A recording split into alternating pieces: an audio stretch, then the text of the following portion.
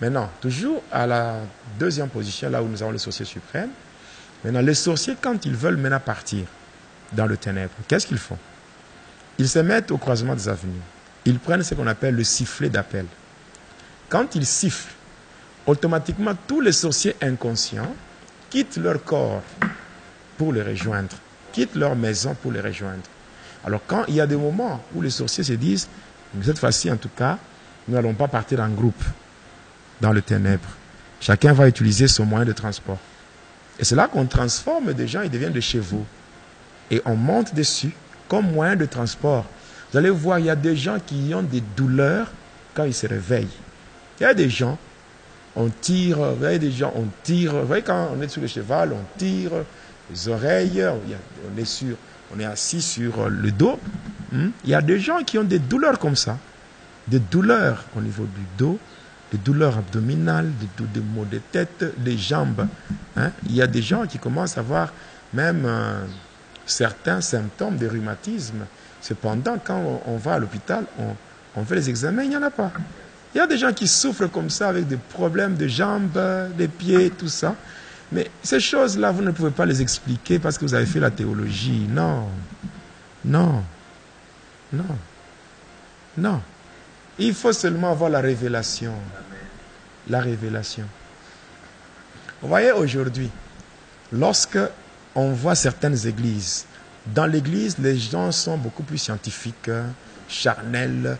On parle de Dieu comme si on est dans une école. Un pasteur qui vous prêche, c'est comme s'il est en train d'enseigner des élèves. C'est vrai. Un disciple, c'est un élève discipliné qui imite son maître. Paul dit, soyez mes imitateurs comme moi-même je le suis de Christ. Donc, quand nous prêchons, on ne doit pas beaucoup plus prendre les choses de Dieu dans un angle scientifique. On doit ajouter à cela la révélation. Vous voyez, aujourd'hui, il y a des églises où les églises qui sont bien à l'intérieur, bien ornées, c'est bien équipé. Vous arrivez là-bas, vous voyez, c'est beau. Le lieu du culte, vraiment, c'est beau, bien équipé. Mais il n'y a pas la vie. Il n'y a pas la vie parce qu'à la porte, la lumière n'entre pas. Il y a des églises où il y a des occultistes qui empêchent la lumière d'entrer. Vous savez, quand vous prenez Ézéchiel 11, Ézéchiel 11, du premier verset jusqu'au 4e, la Bible dit, l'Esprit m'enleva et me transporta à la porte orientale de la maison de l'Éternel. La porte orientale de la maison de l'Éternel, donc la porte qui regarde à l'Orient. C'est ce que la Bible dit. Or, le monde dans lequel nous sommes, c'est un monde de ténèbres. Le monde ici est dans le ténèbre. Pourquoi? Parce que c'est un monde qui est dirigé par le prince de ténèbres. Le prince de ténèbres ne peut pas apporter la lumière. Et quand nous lisons Jean 3, 16, car Dieu a tant aimé le monde qu'il a donné son Fils. Je peux encore dire, car Dieu a tant aimé le monde qu'il a donné la lumière. Parce que le Fils de Dieu, c'est la lumière. Et la Bible dit, la lumière était dans le monde. Le monde ne l'a point connu. Elle est allée chez les siens. Les siens ne l'ont pas reçue. Mais à tous ceux qui l'ont reçue et qui croient en son nom, elle l'a donné. Elle, c'est la lumière. Et cette même lumière se place à la porte. Dans Apocalypse 3, verset 20. Voici, je me tiens à la porte. Mais celui qui est à la porte, c'est qui? C'est la lumière. Et cette lumière doit entrer. Parce que la maison de l'Éternel a deux dimensions. La première dimension, c'est le temple, bâtiment. C'est la maison de Dieu, le temple. Et deuxième dimension, c'est l'homme lui-même. 1 Corinthiens 6, 19 déclare, ne savez-vous pas que votre corps est le temple, donc la maison de Dieu? Oui. Et dans tous les deux cas, il y a la porte. Et c'est par la porte que la lumière doit entrer. Maintenant, quand vous lisez bien dans Ézéchiel 11, il dit, quand l'Esprit du Seigneur m'a enlevé pour me transporter jusqu'à la porte qui donne accès, donc la porte qui est fixée du côté de l'Orient. Or qu'à l'Orient, c'est c'est là que se lève le soleil. Et c'est de là que vient la lumière. Or, notre soleil, le soleil de la justice, qui est même notre lumière, c'est Jésus-Christ. Et cette lumière doit passer par la porte pour entrer. Mais qu'est-ce qu'il est dit là-bas? Il est dit, à la porte, il y avait 25 hommes. C'est-à-dire que ces 25 hommes-là sont juste à la porte pour empêcher à la lumière d'entrer. Or, le monde a la forme circulaire, n'est-ce pas? Parce que la terre tourne autour du soleil et elle tourne autour d'elle-même. On parle de la rotation et de la translation. Ça, c'est sur le plan physique. Mais sur le plan spirituel, la terre a la forme d'un carré. Un carré, voilà, la forme d'un carré. Et quand vous regardez bien, vous allez comprendre que à la porte, il y avait 25 hommes. Or, 25, c'est le carré de 5, là-bas. Maintenant, ces hommes-là sont là pour empêcher la lumière d'entrer. Voilà. Ils sont à la porte. Objectif 1, esprit de contrôle. 2, vol du temps. Vous voyez? Le premier objectif, c'est l'esprit de contrôle. C'est-à-dire empêcher, donc contrôler tout ce qui se fait. Tous les faits et gestes, contrôler. Il y a des églises comme ça. Tout est contrôlé par la sorcellerie. Tout est contrôlé par la sorcellerie. Et des deux, il y a le vol du temps. Le vol du temps, c'est, vous voyez, il est dit, la bénédiction de l'Éternel enrichit et il l'a fait suivre d'aucun chagrin. C'est ici, par rapport au vol du temps, c'est que les gens reçoivent des bénédictions et des bénédictions qui produisent le chagrin. Le vol du temps, quand on parle du vol du temps, c'est que la chose, Dieu peut te la donner, mais tu ne l'auras pas au temps de Dieu. Tu vas avoir la chose pendant que tu n'en as plus besoin. Oui. C'est comme quelqu'un qui demande le mariage à Dieu. On lui donne le mariage lorsque par exemple, la fille ou la femme a j'ai pas 30 ans. Le mariage est déjà donné. Mais la personne entre dans le mariage à 45 ans pendant qu'elle est déjà à la ménopause. Bon, vous entrez là-bas, vous commencez maintenant à souffrir. Alors, est-ce que Dieu peut vous donner une bénédiction pour vous faire souffrir? Il y a des choses. Voilà pourquoi il faut entrer dans la troisième dimension de la prière. Hein? La troisième dimension, c'est une dimension dans laquelle l'homme doit avoir la connaissance de la prière du combat. En prenant Matthieu 7,7. Matthieu 7,7, là, le Seigneur montre les trois dimensions de la prière. La première dimension est liée au verbe demander. Demander, c'est une dimension, c'est une dimension à laquelle n'importe qui peut accéder. Parce que demander, même un enfant peut demander, n'est-ce pas? La deuxième dimension, c'est chercher. Chercher, ce n'est pas pour tout le monde.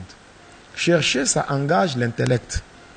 C'est-à-dire, quand vous cherchez, ça veut dire, vous prenez les Saintes Écritures, vous commencez à fouiller dans les Saintes Écritures. Vous allez trouver un problème similaire au vôtre. Et vous allez voir de quelle manière Dieu a exaucé les gens qui sont dans la Bible. Et vous allez prendre ces gens-là comme votre modèle. Et vous allez même dire maintenant, si Dieu a agi par rapport à celui-là, il agira aussi pour moi. Car il est le même Dieu qui n'a pas changé. Il est le même Dieu. Ce qu'il a fait à tel, il le fera aussi pour moi. Ça, c'est la deuxième dimension. Mais la troisième dimension, c'est frapper. Et dans cette dimension, l'humilité est exclue. L'humilité exclue. L'humilité est exclue. De 2, supplication exclue. 3, le verbe cajoler exclu. C'est-à-dire, quand il est question de frapper, là, je n'ai jamais vu quelqu'un qui frappe avec humilité. Je n'ai jamais vu quelqu'un qui frappe en train de supplier. Je n'ai jamais vu quelqu'un qui frappe en train de cajoler. Quand on frappe, ça traduit la persévérance. Donc, on est en train d'importuner maintenant, de mettre mal à l'aise, jusqu'à ce que la porte, on va l'ouvrir. Donc, c'est ça la troisième dimension. Or que cette troisième dimension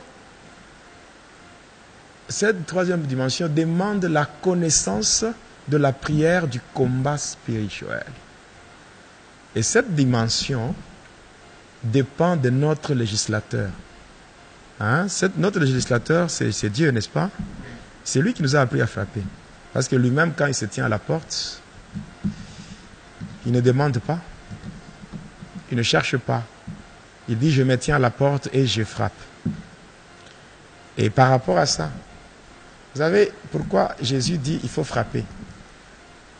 Parce qu'à la porte, là, la porte a plusieurs significations. La première signification de la porte, selon la Bible, c'est que la porte, c'est les lieux, c'est l'endroit où se réunissaient les magistrats et les anciens de la ville pour traiter des affaires importantes, pour rendre justice et donner des solutions aux problèmes des gens.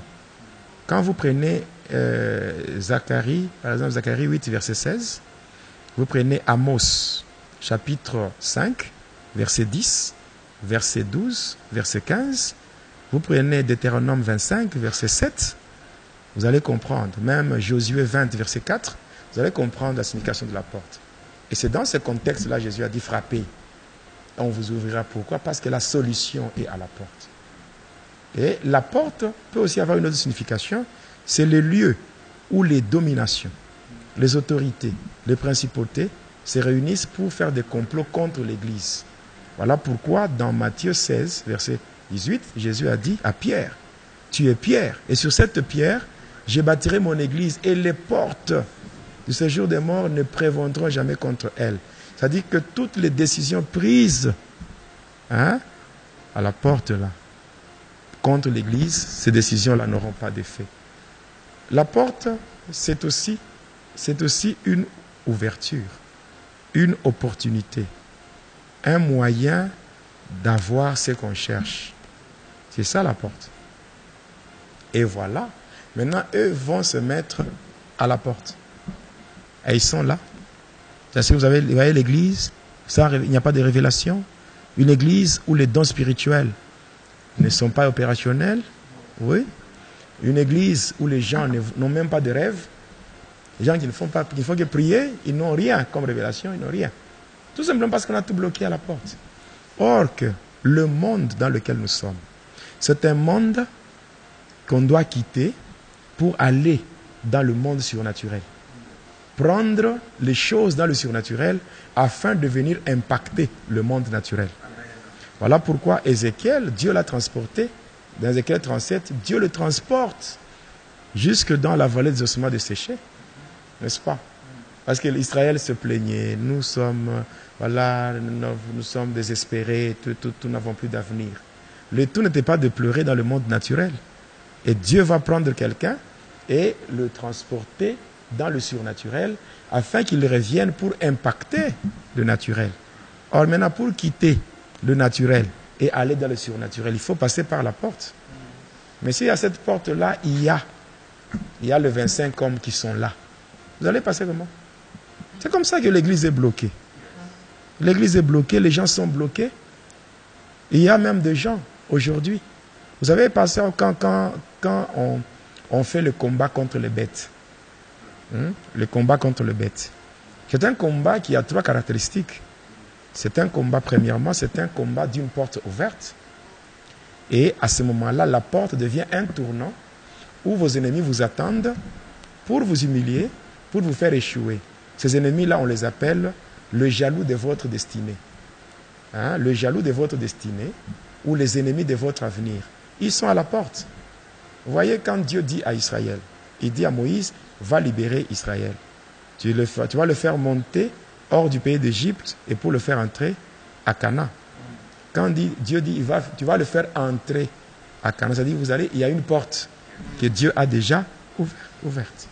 Et voilà pourquoi dans Apocalypse 3, verset 8, il dit, puisque tu as peu de puissance et que tu n'as pas renié mon nom et que tu as gardé ma parole, j'ai mis devant toi une porte ouverte que personne ne peut fermer. N'est-ce pas? Cette porte, elle est ouverte. Et le combat contre le bête, c'est le combat d'une porte ouverte. Et à cette porte-là, on peut placer même des chiens, on peut placer des serpents, on peut placer des sauterelles, oui, épris de pauvreté et de découragement. On peut placer des sirènes des eaux. On peut le placer. Et on peut placer là-bas des bêtes. Parce que le combat contre les bêtes, c'est un combat spirituel dans lequel le diable, les démons et les agents du diable prennent la forme des bêtes. Et on vous bloque. Maintenant, si vous ne savez pas comment combattre, vous n'avez pas de révélations liées à toutes ces choses. Les gens peuvent venir dans des églises, non seulement ils viennent pour voir Dieu, ils ont aussi besoin, étant sauvés, comme ils ne sont pas encore partis au ciel, qu'ils puissent se retrouver par rapport à ce que Dieu lui-même a tracé pour eux. Mais des gens peuvent venir à l'église. Le tout n'est pas seulement de dire, voilà, vous, tout. Il y a les gens qui sont dans l'église. Ils sont sincères avec Dieu. Ils se sont débarrassés de toutes les antivaleurs. Mais ils sont dans l'église, mais ils ne voient pas la main de Dieu. Non pas parce qu'ils marchent dans le péché. Tout simplement parce que le pasteur n'a pas la révélation. Oui. Si par exemple, il y a des gens qui n'ont pas la révélation. Ah voilà, s'ils n'ont pas la révélation. Il y a des révélations que tu peux avoir quand tu te connectes au trône céleste et aussi d'autres révélations que Dieu peut t'envoyer, peut te donner passant par d'autres personnes. C'est pour cela que nous connaissons en partie et nous prophétisons en partie. Dans l'œuvre de Dieu, il faut qu'il y ait toujours cette complémentarité. C'est très simple. Aujourd'hui, moi, je peux témoigner de ce que j'ai fait, ce que j'ai vécu, ce que j'ai expérimenté. Après moi, Dieu va encore délivrer d'autres. Et qui peuvent aussi donner des choses nouvelles que moi, je n'ai pas données dans mon témoignage. Parce que moi, j'ai donné ma vie au Seigneur en 2003. Je suis en train de témoigner. Mais il y a d'autres, peut-être quelqu'un d'autre a donné sa vie en 2018, en 2019, même hier. Quand il va parler, il parlera des choses récentes. Et tout ça, on prend. Et on ajoute. Et on se complète. C'est comme cela. C'est vraiment très, très important. Les sorciers, quand ils partent comme ça dans le monde de ténèbres. Je vous ai dit qu'ils utilisaient le sifflet d'appel, et puis ils partent. Quand ils partent dans le ténèbre, tous les sorciers inconscients, quand ils ont quitté déjà leur corps, ils ont quitté leur maison, ils les rejoignent là-bas. Pourquoi on les appelle sorciers inconscients? Il y a un principe français qui dit qui se ressemble. S'assemble, n'est-ce pas? Ou on peut dire qui s'assemble, se ressemble, non? Comment est-ce que vous pouvez vous retrouver avec les sorciers si vous n'êtes pas dans le même sac que eux? Il y a ceux-là qui sont conscients et ceux-là qui sont inconscients. Mais le fait que vous vous rassemblez en un même lieu, dans des endroits, vous vous retrouvez dans des endroits qui sont communs à vous. Donc, on vous appelle sorcier parce que vous êtes des mèches avec eux. Donc, maintenant, quand ils arrivent là-bas, qu'est-ce qui se fait? La première des choses, c'est que quand il faut manger, ce sont les sorciers inconscients qui doivent préparer. C'est ainsi que les sorciers inconscients, eux, qu'est-ce qui va se faire? Eux, c'est dans le rêve. Te voient en train de préparer à manger. Or que on l'a déjà transporté, il est déjà de l'autre côté. On l'a déjà transporté, il est en train de préparer. Et après, ce sont les mêmes sorciers inconscients qui vont servir à manger. Ainsi, les sorciers conscients sont assis, les sorciers inconscients servent. Et dans le rêve, la personne se voit en train de servir à manger. Et après, dès que les sorciers conscients sont maintenant rassasiés, les miettes qui restent là, et là maintenant on dit aux sorciers inconscients, allez prenez aussi manger. Et c'est comme ça que eux commencent à manger. Et les gens, pendant qu'ils mangent, c'est dans le rêve. Ils se voient dans son rêve en train de manger. C'est vrai, en tout cas, j'ai mangé dans le rêve. Or, il ne sait pas qu'il a mangé la chair humaine. Il ne sait pas qu'il a mangé la chair humaine. Or, quand vous mangez la chair humaine, ce qui entre en vous, c'est quoi? Vous voyez? C'est comme ça qu'il y a beaucoup de gens qui ne savent pas évoluer, qui se retrouvent étouffés par rapport à leur foi. Des gens qui aiment Dieu, mais qui sont contrôlés. Quand vous prenez Ésaïe 26, 13, qu'est-ce qu'il est dit là-bas? Éternel notre Dieu, d'autres maîtres que toi ont dominé sur nous. C'est grâce à ton nom Et c'est grâce à toi que nous invoquons ton nom.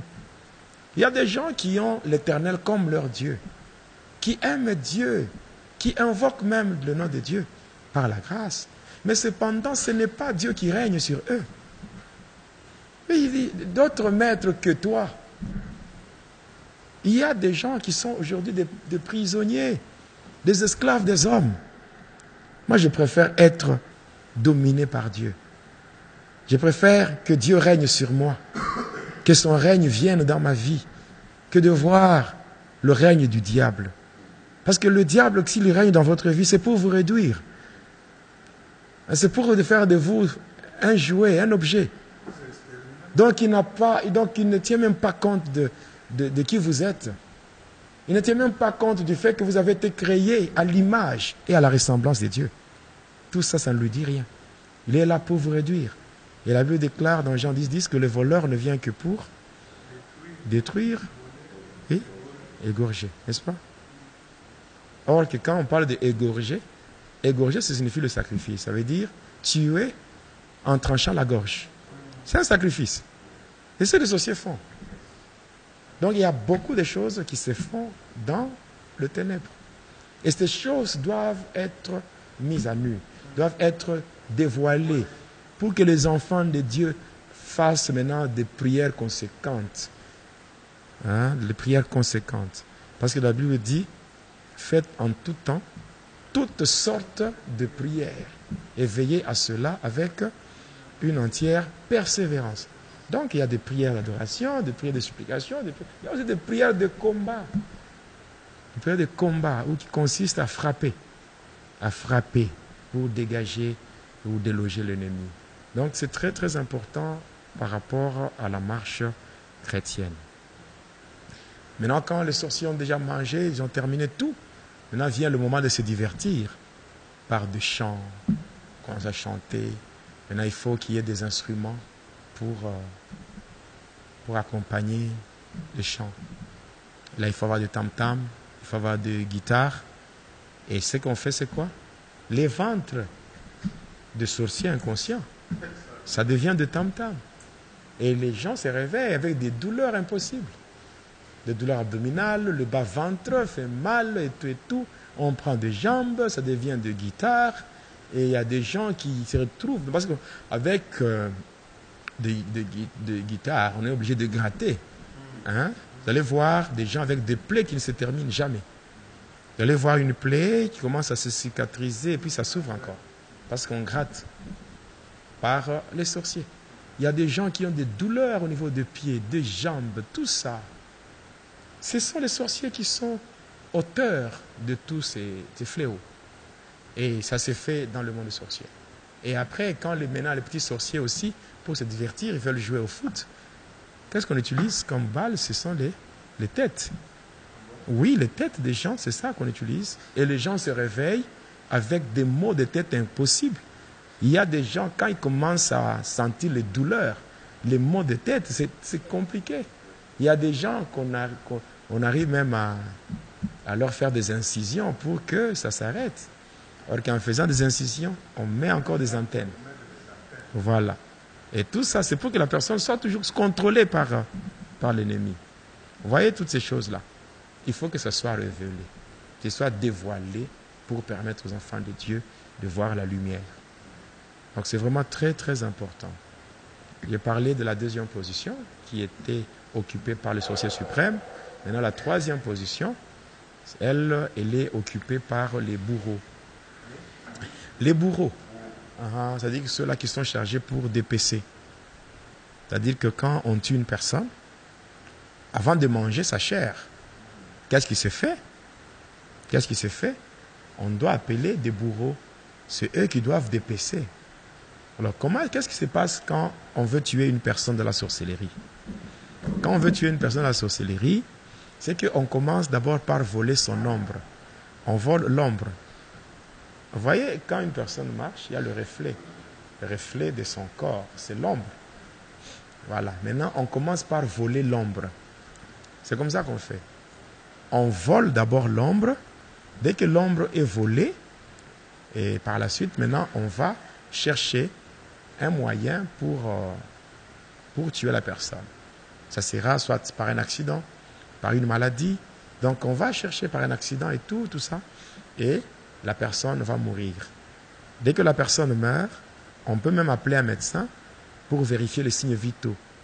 Et la personne ou le médecin va même confirmer. Non, normal, même un médecin normal, il peut même confirmer le décès. Parce que pour confirmer le décès, il faut vérifier les signes vitaux. Et c'est tout. Et puis on confirme, on confirme. Et quand on confirme, on dit que la personne est décédée.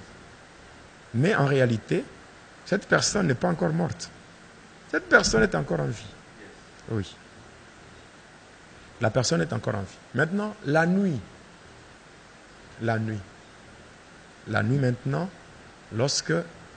quand on va aller enterrer la personne. Maintenant, la nuit, tous les sorciers qui étaient dans le complot, ceux qui ont orchestré la mort de la victime, vont se réunir au cimetière et ils vont entourer la tombe. Et le sorcier qui a fait le sacrifice, on va lui donner un fouet. Et on appelle ça le fouet d'appel.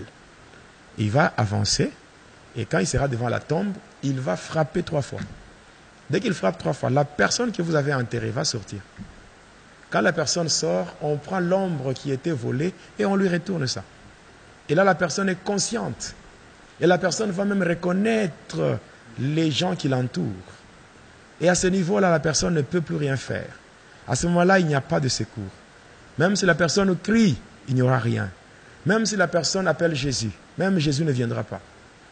Même si Jésus-Christ est un secours qui ne manque jamais dans la détresse, là, il ne viendra pas. Parce que Jésus n'est pas un Dieu des morts. C'est un Dieu des vivants. C'est pendant qu'on est en vie qu'on peut faire recours à lui. Donc, dès qu'on meurt, c'est fini.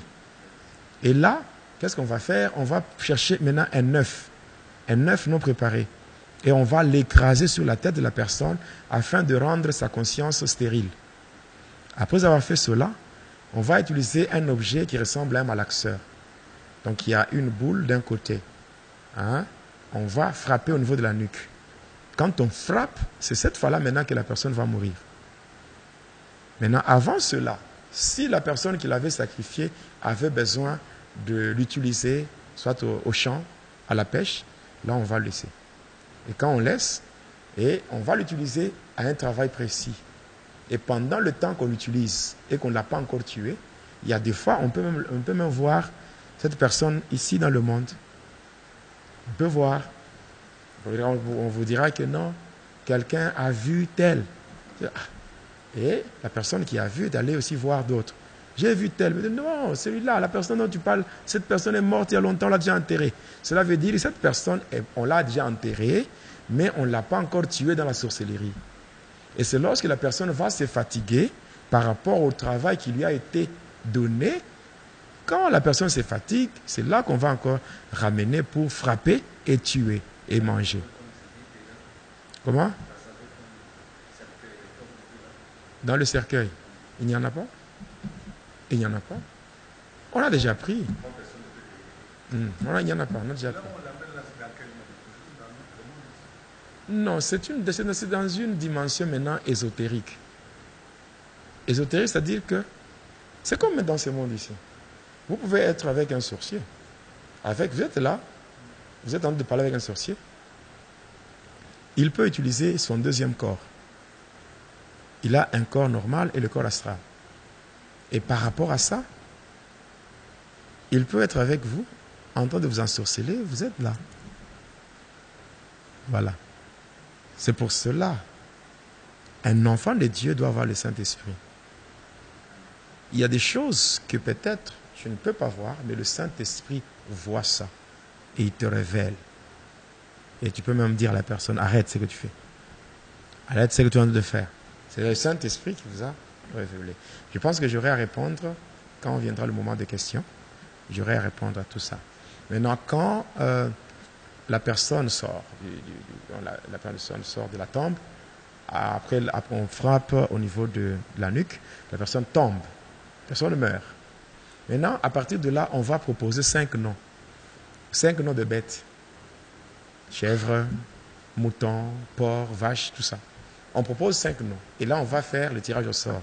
On tire au sort. Si ça tombe en une chèvre, là, on va prendre le cadavre qui est là. Maintenant, on le transforme, ça devient une chèvre. Et maintenant, on va dépecer. Quand on va dépecer comme ça par le bourreau, on va maintenant appeler les femmes de cimetière et les mamans sorcières. On va leur donner ça. Et elles vont maintenant rentrer dans le monde des humains, vendre ça dans des marchés. Oui, vendre ça dans des marchés. Et le reste, le sorcier mange là-bas. Alors, quand elles rentrent avec ça, elles vont vendre ça au marché et mettre sur leurs étalages au marché, non? Et maintenant, sur leurs étalages, il y a une main. On appelle ça la main d'appel. C'est une main qui est invisible aux yeux charnels. Mais quand vous entrez au marché, elle fait ça. Elle vous attire.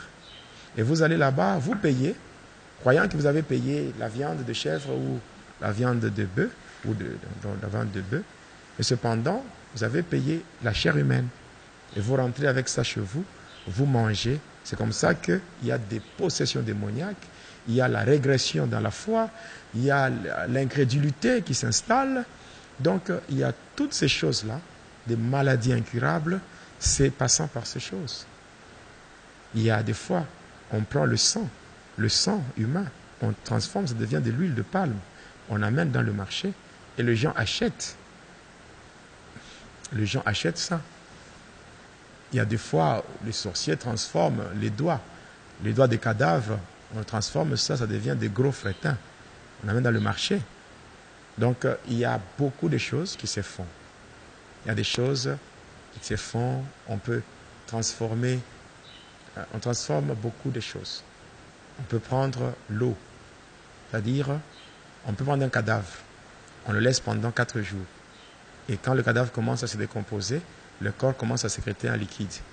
Et ce liquide-là, on le prend et on commence à vendre sous forme d'huile, ou bien on donne ça aux sorciers qui ont de boulangeries, les mamans qui font des beignets, on leur donne, ils mettent dans l'eau pour faire la pâte, tout ça, faire le pain, le beignet, tout ça. Et les gens achètent, ça attire les clients, tout ça. Les gens achètent sans savoir ils mangent quoi. Et tout ça. Donc, cette même eau est donnée aussi aux faux prophètes. Aux faux prophètes, ils utilisent cette eau-là, où les gens vont dans des églises, ils prennent de l'eau et tout, sans savoir c'est quoi. Et quelqu'un dit, moi, je suis allé avec de l'eau chez moi, depuis de l'eau chez moi, dans mon bidon, dans une bouteille, j'ai pris ça chez moi au robinet, j'ai amené le prophète, là, juste prié pour ça, il m'a donné, donc c'est de l'eau qu'on a juste purifiée. Il faut savoir que la magie, elle est magie seulement devant les profanes. Donc, 2 magiciens entre eux ne peuvent pas faire la magie. Parce que c'est comme, pour un exemple, un magicien fait la magie, il exécute son travail, il fait une démonstration, un numéro, il prend un petit caillou, il met dans sa main. Il dit, regardez dans ma main, vous voyez quoi? Un caillou. Il ferme la main. Et après, il fait quelques incantations. Il ouvre la main. Il dit, mais regardez, qu'est-ce que vous avez vu? Il y a maintenant un bonbon. Les gens voient que c'est un bonbon. Mais qu'est-ce qui se passe? Qu'est-ce qui s'est passé? Entre le magicien et le spectateur, il y a un voile d'aveuglement. Quand il ferme la main, il y a un démon qui vient avec un bonbon. Lui, il ouvre, vous ne voyez pas. Le démon change, il met le bonbon et il prend le caillou. Quand il ouvre, il vous montre ça, il ouvre, et donc il enlève le voile. Vous regardez, vous voyez qu'il a fait la magie. C'est ça. Donc, un faux prophète, un faux serviteur, vous lui amenez votre bidon rempli d'eau. Pendant qu'il est en train de faire la prière, les démons déversent tout. Et on remplit avec de l'eau qui vient de cadavres en décomposition et on vous donne. Et vous rentrez avec ça et il y a des problèmes qui arrivent. Vous buvez, vous aspergez dans la maison, vous mélangez dans l'eau pour vous laver et tout ça. Donc il y a beaucoup de choses qui entrent sans le savoir. Vous savez, la puissance de Jésus-Christ n'est pas dans l'eau. Et la puissance de Jésus-Christ n'est pas dans l'huile.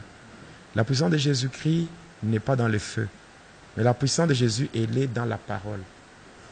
Voilà pourquoi Lazare qui était dans la tombe, Jésus est arrivé, donc nous sommes dans Jean 11, Jésus est arrivé devant la tombe, devant le sépulcre, il a dit seulement ôter la pierre. Mais quand on a ôté la pierre, Jésus n'était pas entré physiquement. dans la tombe. Il a juste crié, Lazare, sort. La parole est entrée. Et la parole a communiqué la vie. Et Lazare a quitté de la mort à la vie. Et il est sorti. C'est la parole de Dieu qui libère, qui sauve et qui délivre. Mais cependant, il y a 2 fois, un homme de Dieu est en train de prier pour quelqu'un. Et Dieu lui dit, prends cette eau, prie pour ça et donne à la personne. Là, c'est une instruction que Dieu donne. Ce n'est pas une formule. Il donne seulement parce que Dieu lui a dit de faire ça. Dieu lui a dit de faire ça. Et il le fait. Là, ce n'est pas un péché. Parce qu'il a obéi à ce que Dieu lui a dit. Mais si ça devient maintenant une formule, ça devient déjà une méthode qu'on a déjà imposée. Dans notre église, c'est de l'eau. Dans notre église, ce sont des pommes. Dans notre église, c'est ceci ou cela. Là, ce n'est plus Dieu. Là, c'est autre chose.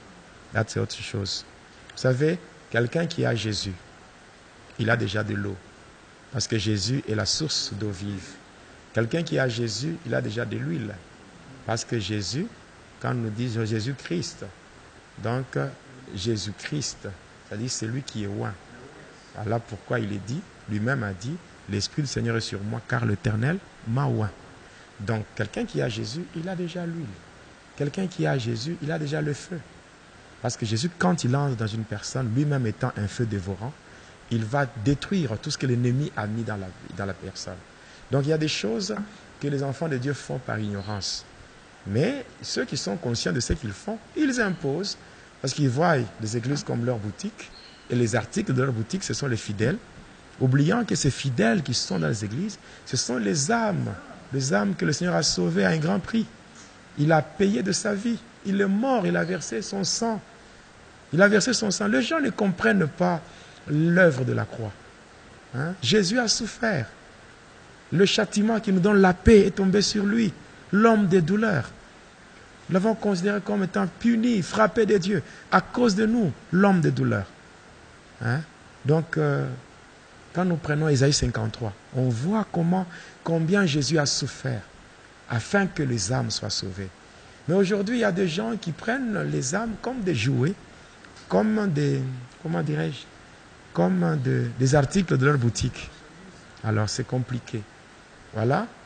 Donc, maintenant, avec ça, toutes ces choses qui se font comme ça, j'ai toujours prêché en témoignant, en disant ceci.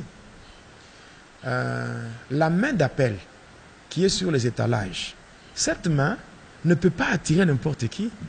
C'est seulement les païens qui peuvent être attirés. Cette main, elle est démoniaque. Un chrétien qui est rempli du Saint-Esprit ne sera jamais attiré par cette main. Et quand nous partons au marché, nous devons acheter et manger tout ce qui se vend. La Bible dit dans 1 Corinthiens 10, verset 25-26, la Bible dit, mangez de tout ce qui se vend au marché sans vous enquérir de rien par motif de conscience. Car la terre et tout ce qu'elle renferme appartient à Dieu. Et là, c'est valable pour un chrétien. Parce qu'un chrétien est rempli du Saint-Esprit. Il arrive au marché. Il a le Saint-Esprit avec lui. La main d'appel commence à appeler. Le Saint-Esprit ne sera jamais attiré par un démon. Et le Saint-Esprit va guider la personne là où on vend des choses propres. Et la personne va acheter. Et en mangeant, il n'y aura pas de conséquences. Et quand on sent qu'on a des doutes par rapport à sa communion avec le Seigneur, dès qu'on paye les choses, des histoires dans le marché, arriver à la maison, avant de les consommer, il faut prier pour ça, pour les sanctifier. Selon qu'il est dit dans 1 Timothée 4, verset 5, tout est sanctifié par la prière et par la parole de Dieu. Donc, c'est ça. Donc, nous ne pouvons pas rester affamés parce que les sorciers ont envahi nos marchés. Non, ce monde ici, même si le diable règne dans ce monde n'est pas à lui. Ce monde appartient à Dieu. Et nous sommes des enfants de Dieu. Et nous sommes des enfants de Dieu, nous allons nous imposer dans ce monde. Car le royaume de Dieu ne consiste pas en paroles seulement, mais aussi dans la démonstration de la puissance de Dieu.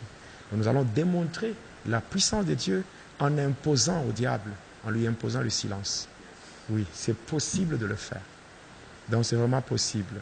Et maintenant, lorsque les sorciers veulent monter de grade, cette fois-là, après avoir frappé la victime, dès que son cadavre est par terre, il y a des grosses marmites noires là, qui sont posées sur le feu de bois. Et il y a de l'eau à l'intérieur, de l'eau à l'ébullition, en train de bouillir donc à 100 degrés Celsius. Et là, quand on a retiré la personne de la tombe, on frappe et on écrase un œuf sur sa tête, mais on ne va pas frapper à la nuque pour qu'elle meure, la personne là. On va prendre telle qu'elle est. On va la jeter dans la marmite là, où il y a de l'eau à l'ébullition. Et la personne mourra suite à la douleur ressentie dans la marmite. Même si la personne crie comme elle veut, il n'y aura rien. Dès qu'elle meurt, on la lève de là, on jette maintenant par terre.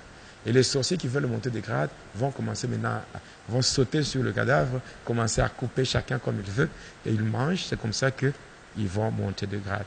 Donc, pour dire que vivre dans ce monde-là, c'est compliqué. Je ne vois même pas pourquoi est-ce que les sorciers continuent à demeurer là-bas. Non, c'est parce qu'ils ne savent pas. Les sorciers ne savent pas qui est le diable. Moi, je suis passé dans la sorcellerie, mais je n'ai pas vraiment traîné là-bas. Parce que je suis monté de niveau au point où le diable m'a envoyé pour contrôler les sorciers, pour superviser les travaux des sorciers et lui donner aussi des rapports. Et j'ai travaillé comme cela pour le diable, je lui faisais des rapports et tout et tout. Et je connais bien comment fonctionne ce monde-là. Je pense que là, on peut prendre une pause et laisser aux gens de préparer leurs questions et on va répondre juste après.